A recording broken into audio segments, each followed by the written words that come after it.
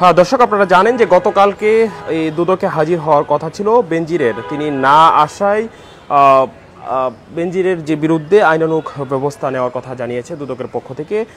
এবং আজকে একই অভিযোগে তার স্ত্রী এবং দুই মেয়েকে কিন্তু এই দুদকে হাজির হওয়ার কথা রয়েছে এবং এখন পর্যন্ত তারা কিন্তু হাজির হননি।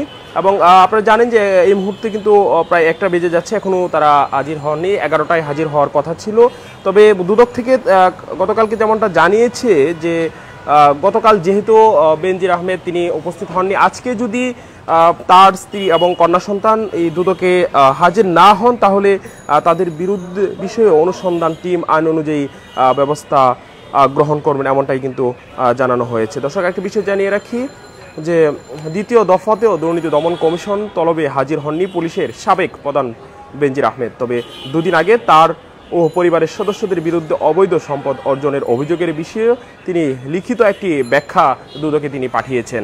এবং প্রথম দফার সময় বাড়ানোর পর রোববার দুদকে হাজির হওয়ার কথা ছিল বেনজিরের। একই অভিযোগে আজকে 11টায় এই দুদকে তার স্ত্রী এবং সন্তানদের কিন্তু হাজির হওয়ার কথা ছিল এবং 11টা পার হয়ে গেলেও এখন পর্যন্ত কিন্তু তারা হাজির হয়নি।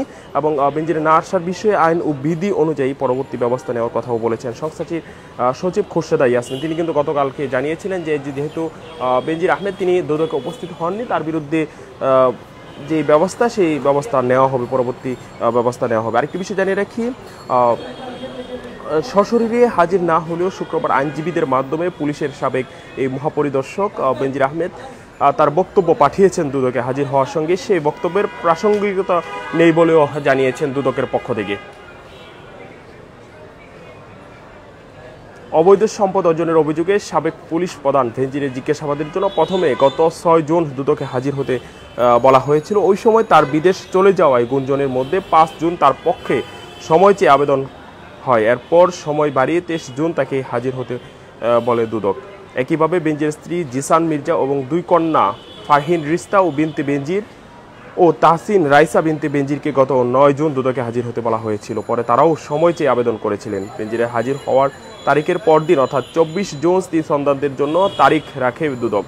দুদকে আইন অনুযায়ী কাউকে নোটিশ করলে তিনি আসতে বাধ্য কিনা সে বিষয়ে সুনির্দিষ্ট কিছু বলা নেই। তবে তারা সময় চাইতে পারেন, তখন কমিশন 15 দিন সময় দিতে পারে। তাকে কিন্তু সময় দেওয়া হয়েছিল এবং গতকালকে কিন্তু তাকে হাজির হওয়ার জন্য বলা হয়েছিল এবং তার স্ত্রী এবং কন্যা সন্তানদেরকে কিন্তু আজকে হাজির হওয়ার জন্য বলা হয়েছিল।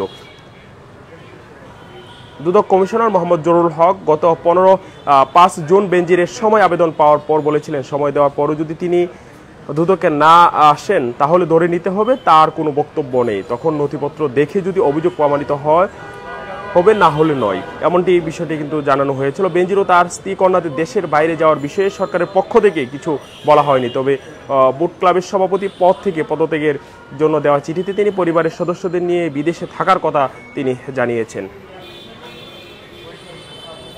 দর্শক, আজকে এখন পর্যন্ত বেনজির আহমেদের স্ত্রী এবং তার যে কন্যা সন্তান তারা কিন্তু দুদকে হাজির হননি এবং দুদকে হাজির না হলে আসলে তাদের বিরুদ্ধে পরবর্তীতে কি ব্যবস্থা নেওয়া হবে সেই বিষয়ে হয়তো দুদকের পক্ষ থেকে আনুষ্ঠানিকভাবে ব্রিফিং করে হয়তো জানানো হবে।